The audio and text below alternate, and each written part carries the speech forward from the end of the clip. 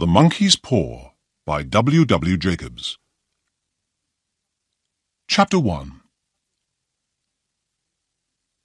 It was cold and dark out in the road, and the rain did not stop for a minute. But in the little living room of number 12 Castle Road it was nice and warm. Old Mr. White and his son Herbert played chess, and Mrs. White sat and watched them. The old woman was happy because her husband and her son were good friends, and they liked to be together.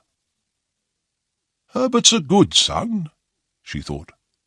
"We waited a long time for him, and I was nearly 40 when he was born. But we are a happy family." And old Mrs. White smiled. It was true. Herbert was young, and he laughed a lot. But his mother and his father laughed with him. They had not got much money, but they were a very happy little family. The two men did not talk because they played carefully. The room was quiet, but the noise of the rain was worse now, and they could hear it on the windows. Suddenly, old Mr. White looked up. "Listen to the rain," he said. "Yes, it's a bad night," Herbert answered.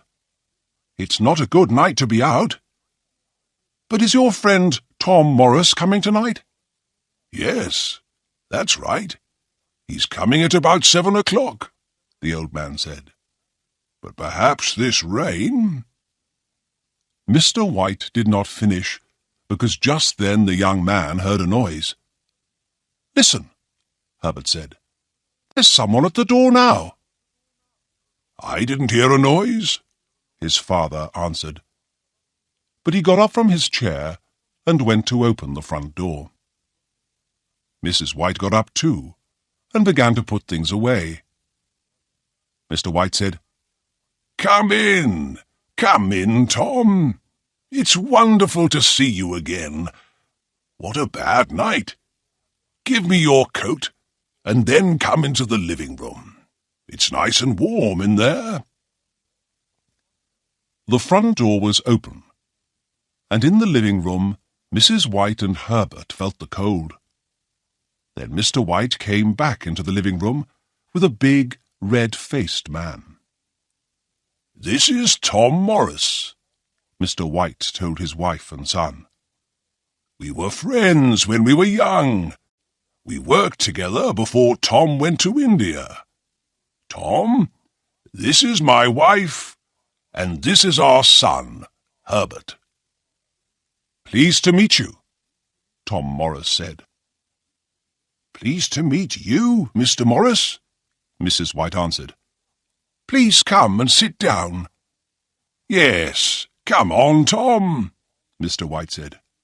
"Over here, it's nice and warm." "Thank you," the big man answered, and he sat down.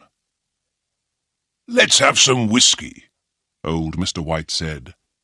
"You need something to warm you on a cold night." He got out a bottle of whiskey, and the two old friends began to drink and talk. The little family listened with interest to this visitor from far away, and he told them many strange stories.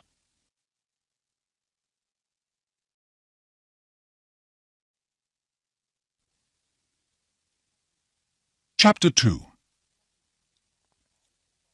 After some time, Tom Morris stopped talking, and Mr. White said to his wife and son, "Tom was a soldier in India for 21 years.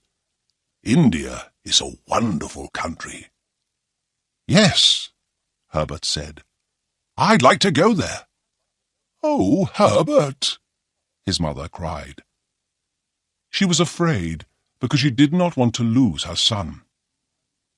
"I wanted to go to India too," her husband said. "But—" "It's better for you here," the soldier said quickly. "But you saw a lot of strange and wonderful things in India. I want to see them too one day," Mr. White said. The soldier put down his whiskey. "No," he cried. "Stay here." Old Mr. White did not stop. "But your stories were interesting," he said to Tom Morris. "What did you begin to say about a monkey's paw?" "Nothing," Morris answered quickly.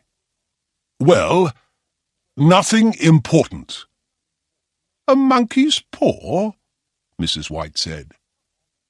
"Come on, Mr. Morris, tell us about it," Herbert said. Morris took his whiskey in his hand, but suddenly he put it down again. Slowly he put his hand into the pocket of his coat, and the White family watched him. "What is it? What is it?" Mrs. White cried. Morris said nothing. He took his hand out of his pocket. The White family watched carefully, and in the soldier's hand they saw something little and dirty. Mrs. White moved back, afraid, but her son Herbert took it and looked at it carefully. "Well, what is it?" Mr. White asked his friend. "Look at it," the soldier answered. "It's a little paw. A monkey's paw." "A monkey's paw?" Herbert said, and he laughed. "Why do you carry a monkey's paw in your pocket, Mr. Morris?" he asked the old soldier. "Well, you see," Morris said, "this monkey's paw is magic." Herbert laughed again, but the soldier said, "Don't laugh, boy. Remember, you're young. I'm old now, and in India I saw many strange things." He stopped talking for a minute, and then he said, "This monkey's paw can do strange and wonderful things. An old Indian gave the paw to one of my friends. My friend was a soldier, too.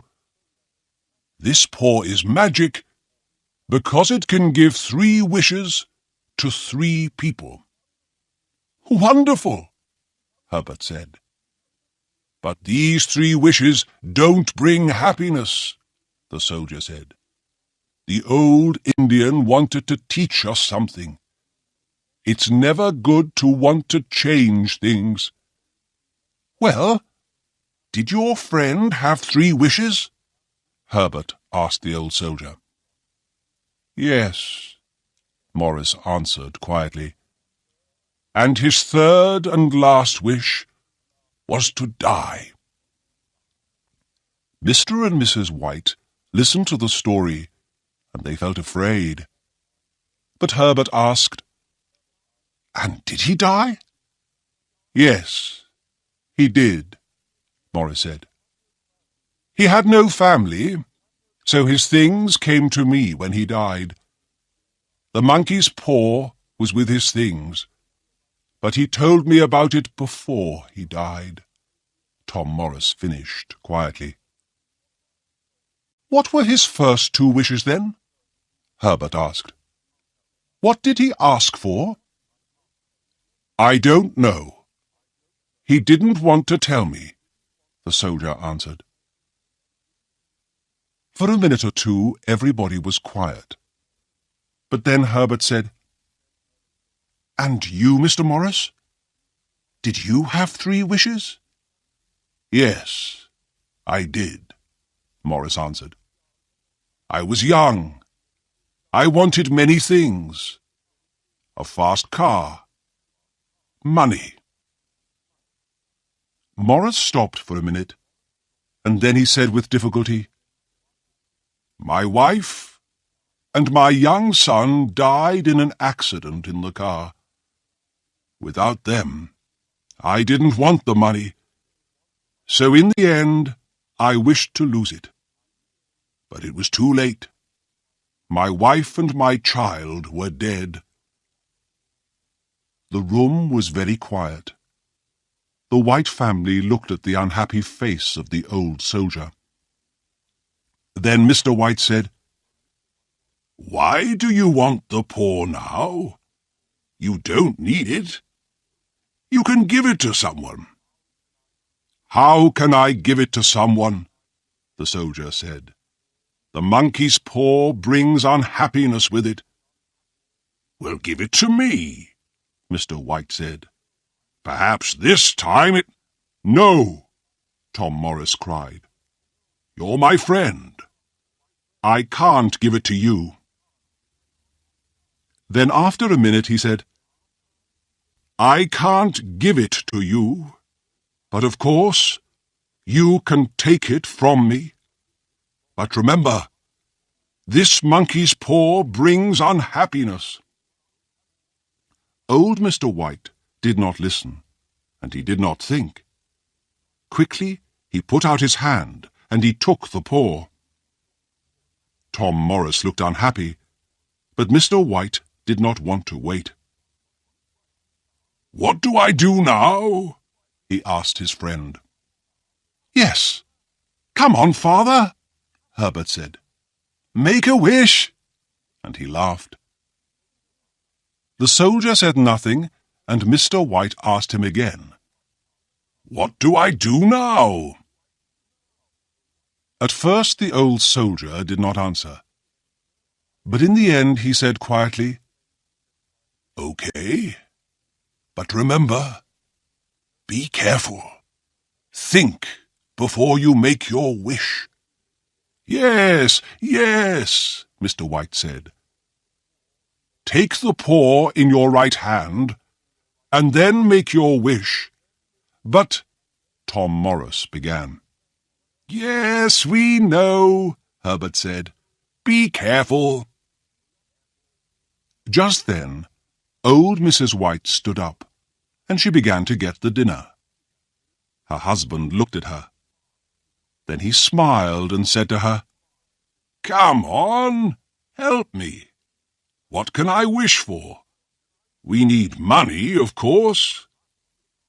Mrs. White laughed, but she thought for a minute, and then she said, "Well, I'm getting old now, and sometimes it's difficult to do everything. Perhaps I need 4 hands and not 2. Yes, ask the paw to give me 2 more hands." "Okay, then," her husband said, and he took the monkey's paw in his right hand. Everybody watched him, and for a minute he waited. Then he opened his mouth to make his wish. Suddenly Tom Morris stood up. "Don't do it!" he cried. The old soldier's face was white. Herbert and his mother laughed, but Mr. White looked at Tom's face. Old Mr. White was afraid, and he put the monkey's paw into his pocket. After a minute or two they sat down at the table and began to have dinner. The soldier told the family many strange and wonderful stories about India. They forgot the monkey's paw, and because the soldier's stories were interesting, they asked him many questions about India. When Tom Morris stood up to leave, it was very late. "Thank you for a very nice evening," Morris said to the family. "And thank you for a very good dinner," he said to Mrs. White. "It was a wonderful evening for us, Tom," old Mr. White answered. "Your stories were very interesting. Our life isn't very exciting, and we don't have the money to visit India. So please come again soon. You can tell us some more stories about India." Then the old soldier put on his coat. He said goodbye to the White family and went out into the rain.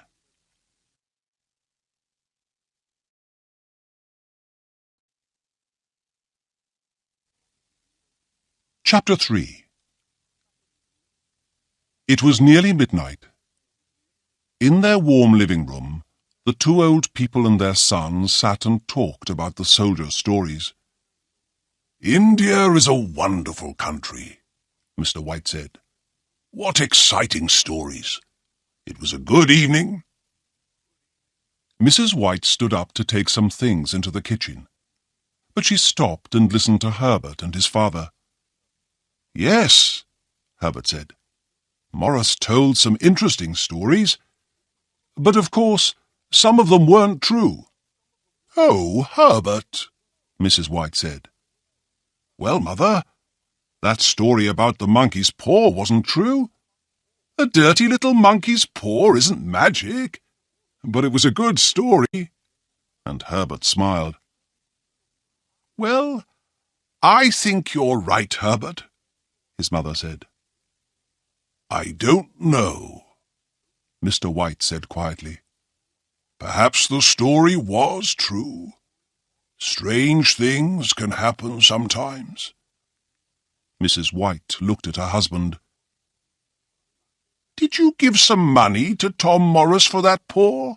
she asked. "We don't have money to give away for nothing." Mrs. White was angry now. "Well, yes," her husband answered. "I did, but not much. And at first he didn't want to take it. He wanted the monkey's paw."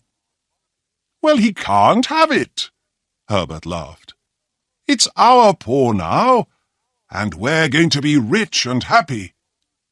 Come on, Father, make a wish."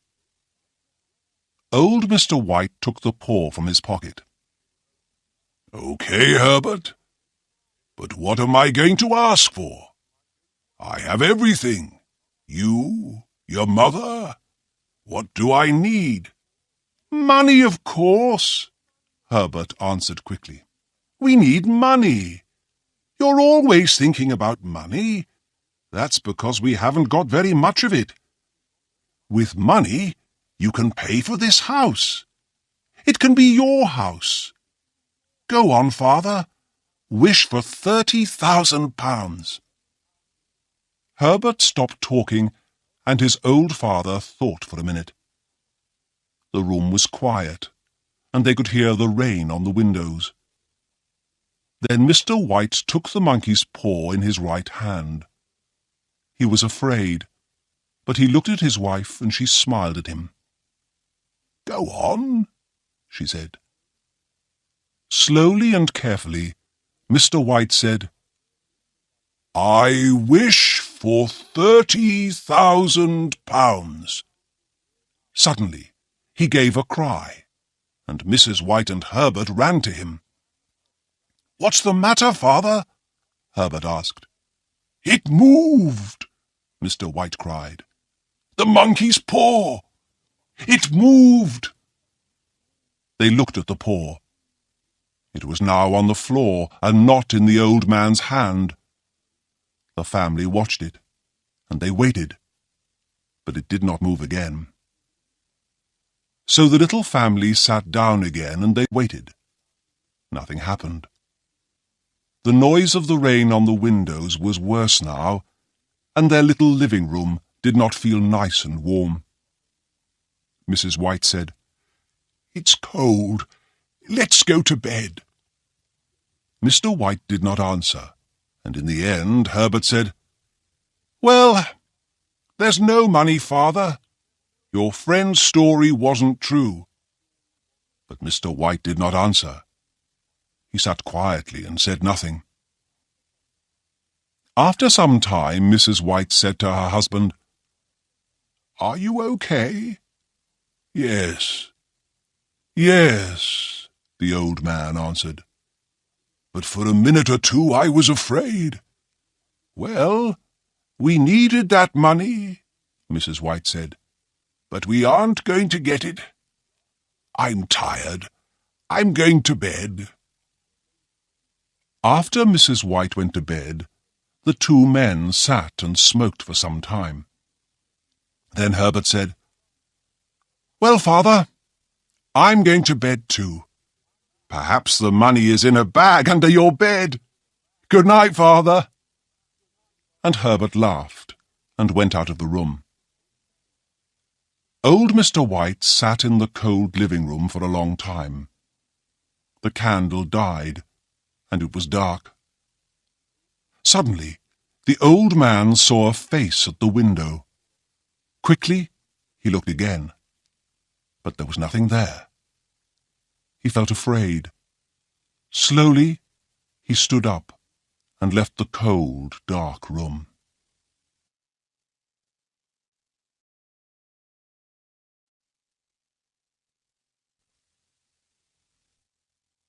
Chapter 4. The next morning the winter sun came through the window, and the house felt nice and warm again. Mr. White felt better, and he smiled at his wife and son. The family sat down to have breakfast, and they began to talk about the day. The monkey's paw was on a little table near the window, but nobody looked at it, and nobody thought about it. "I'm going to the shops this morning," Mrs. White said. "I want to get something nice for dinner." "Are you going to come with me?" she asked her husband. "No, I'm going to have a quiet morning. I'm going to read," her husband answered. "Well, I'm not going to go out this evening," Herbert said, "so we can go to bed early tonight. We were very late last night." "And we aren't going to have stories about monkeys' paws," Mrs. White said. She was angry. "Why did we listen to your friend?" she asked her husband. "A monkey's paw can't give you things." She stopped, but the two men did not answer her. £30,000, she said quietly. "We needed that money." Just then Herbert looked at the clock and stood up. "I'm going to work," he said. "Perhaps the postman has got the money for you in a letter. Remember, I want some of it too." Herbert laughed, and his mother laughed too. "Don't laugh, son," Mr. White said. "Tom Morris is an old friend, and he thinks the story is true. Perhaps it is." "Well, leave some of the money for me." Herbert laughed again. His mother laughed too, and she went to the door with him. "Goodbye, Mother," Herbert said happily. "Get something nice for dinner this evening at the shops. I'm always hungry after a day at work." "I know you are," Mrs. White answered. Herbert left the house and walked quickly down the road. His mother stood at the door for some time and watched him. The winter sun was warm, but suddenly she felt very cold.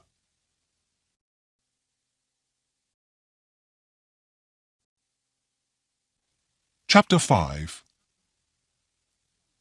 Slowly, old Mrs. White went back into the house. Her husband looked up and saw something strange in her face. "What's the matter?" he asked. "Nothing," his wife answered, and she sat down to finish her breakfast.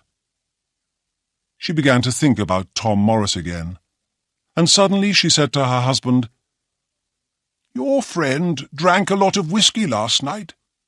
A monkey's paw. What a story!" Mr. White did not answer her, because just then the postman arrived.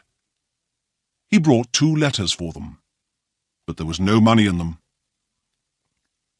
After breakfast, the 2 old people forgot about the money and the monkey's paw. Later in the day, at about 1 o'clock, Mr. and Mrs. White sat down to eat, and then they began to talk about money again. They did not have very much money, so they often needed to talk about it. "That's £30,000, Mrs. White said. "We need it." "But it didn't come this morning," her husband answered. "Let's forget it." Then he said, "But that thing moved. The monkey's paw moved in my hand. Tom's story was true. You drank a lot of whiskey last night. Perhaps the paw didn't move," Mrs. White answered. "It moved!" Mr. White cried angrily. At first his wife did not answer, but then she said, "Well, Herbert laughed about it." Suddenly she stopped talking. She stood up and went over to the window. "What's the matter?" her husband asked. "There's a man in front of our house," Mrs. White answered. "He's a stranger, very tall and well-dressed. He's looking at our house." "Oh, no, it's okay. He's going away." "Come and sit down. Finish eating," Mr. White said. The old woman did not listen to her husband. "He isn't going away," she went on.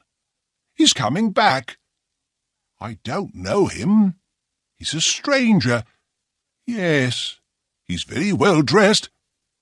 Suddenly Mrs. White stopped. She was very excited. "He's coming to the door. Perhaps he's bringing the money."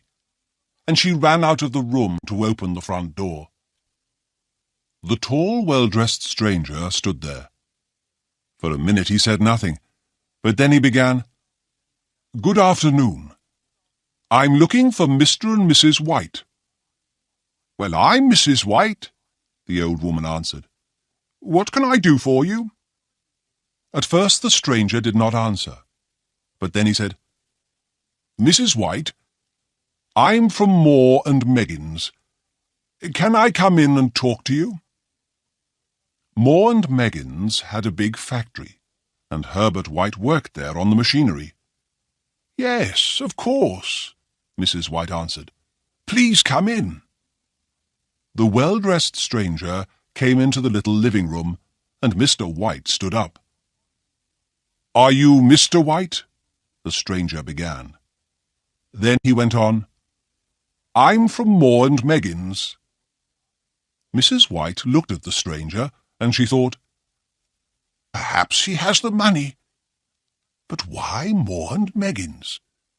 And his face is very unhappy. Why?" Suddenly the old woman was afraid.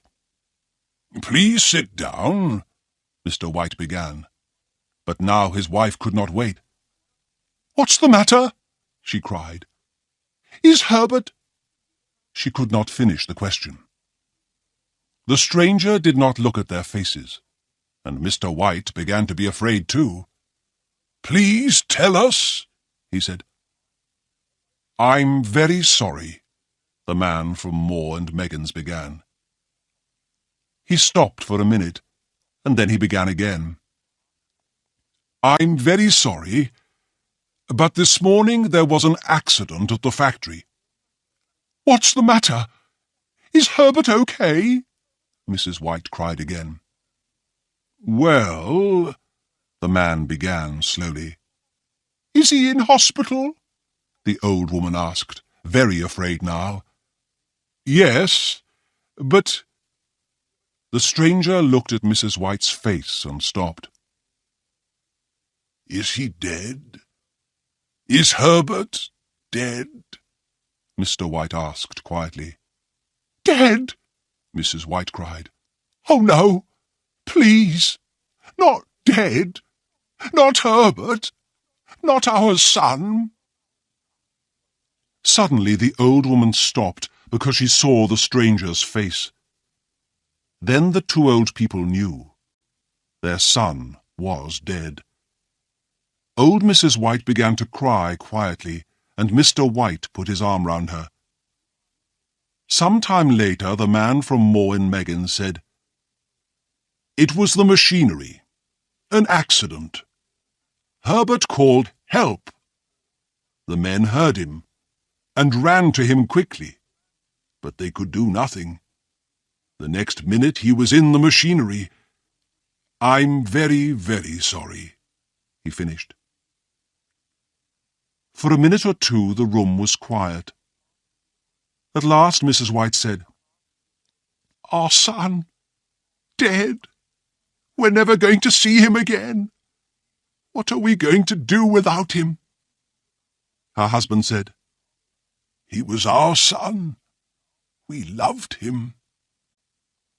Then Mrs. White asked the stranger, "Can we see him? Can we see our son? Please take me to him. I want to see my son." But the stranger answered quickly. "No," he said. "It's better not to see him. They couldn't stop the machinery quickly. He was in there for a long time, and at first they couldn't get him out. He was—" The man stopped. Then he said, "Don't go to see him." The stranger went over to the window because he did not want to see the faces of the two old people. He said nothing, but he stood there for some time and he waited. Then he went back to the old people and began to talk again. "There's one more thing," he said. "Your for 6 years. Son worked for Moore and Meggins for 6 years, and he was a good worker. Now Moore and Meggins want to help you at this unhappy time." Again the stranger stopped. After a minute he began again. "Moore and Meggins want to give you some money." Then he put something into Mr. White's hand. Old Mr. White did not look at the money in his hand. Slowly he stood up and looked at the stranger, afraid. "How much?" Mr. White asked, very quietly. He did not want to hear the answer. £30,000, the stranger said.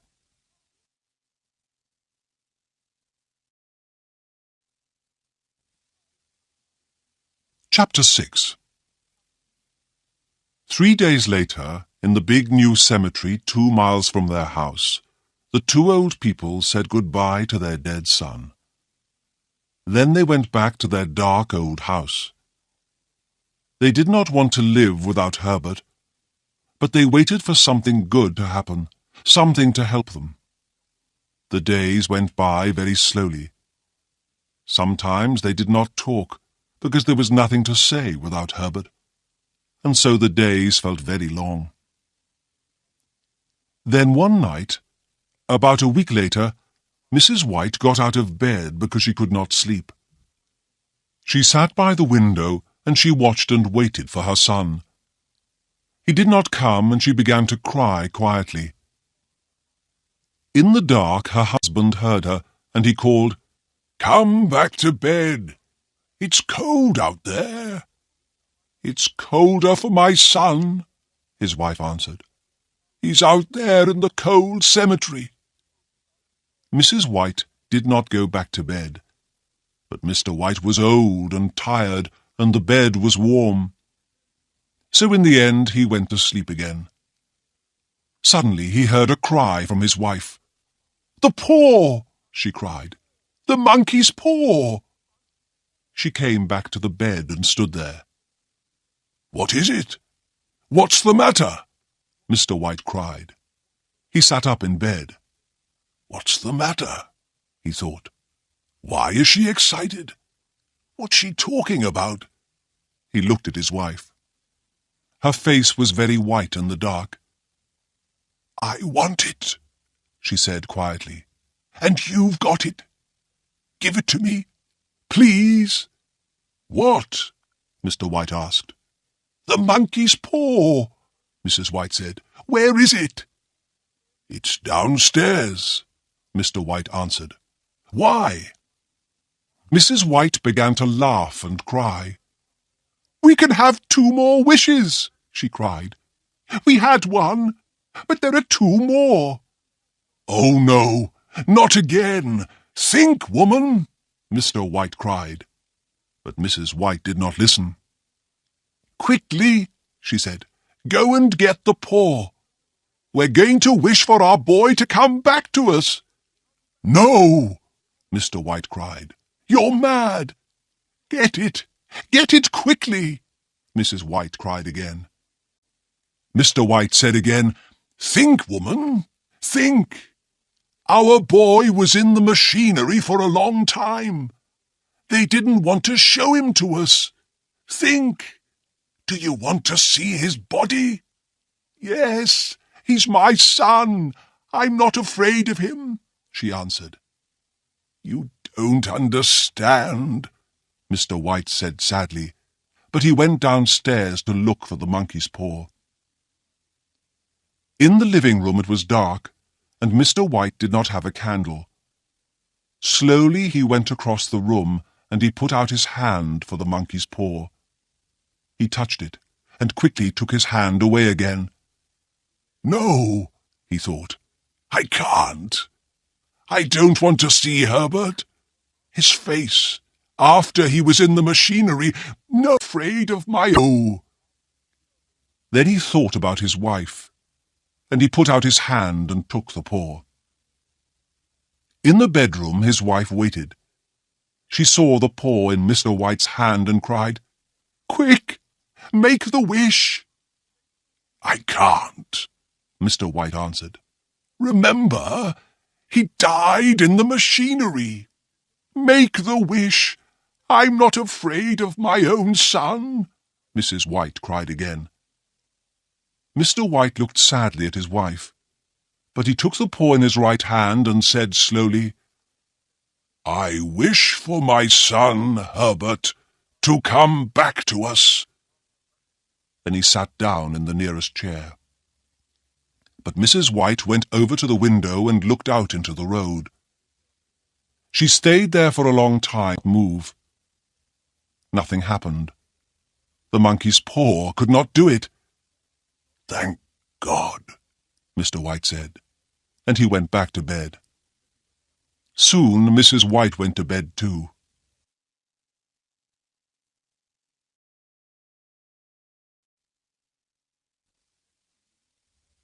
Chapter 7. But they did not sleep. They waited, and they listened. In the end, Mr. White got up to get a candle because the dark made him more afraid. He began to go downstairs, but suddenly he heard a noise at the front door. He stopped, and he listened. He could not move. Then the noise came again. This time he ran. He ran upstairs, back into the bedroom, and he closed the door behind him. But again the noise came. "What's that?" Mrs. White cried, and she sat up in bed. "Nothing. Go to sleep again," her husband answered. But Mrs. White listened, and the noise came again. "It's Herbert! It's Herbert!" she cried. "I'm going to open the door for him." And she got out of bed and ran to the door of the bedroom. Mr. White got there first and stopped her. "No!" he cried. "Think!" "But it's my boy! It's Herbert!" she answered. "No! Don't go! Don't!" her husband cried again. But Mrs. White did not listen to him. She opened the bedroom door and ran from the room. "I'm coming, Herbert! I'm coming!" she called. Mr. White ran after her. "Stop!" he cried. "Remember, Herbert died in the machinery. You don't want to see him." For a minute, Mrs. White stopped and looked at her husband. But then the noise came again, and she began to run downstairs. "Help me! Help me!" she called to her husband. But Mr. White did not move. "The paw," he thought. "Where's the monkey's paw?" He ran back into the bedroom. "Quick," he thought. "Where is it?" At first he could not find it in the dark. Ah, there it was. He had it. Just at that minute, he heard his wife downstairs. "Wait! Wait, Herbert! I'm coming!" she cried. She began to open the front door. At the same time, Mr. White took the monkey's paw in his right hand, and he made his third wish. Mrs. White gave a long, unhappy cry, and her husband ran down to her. She stood by the open door. Very afraid, old Mr. White looked out into the dark. The road was dark and quiet, and there was nobody there.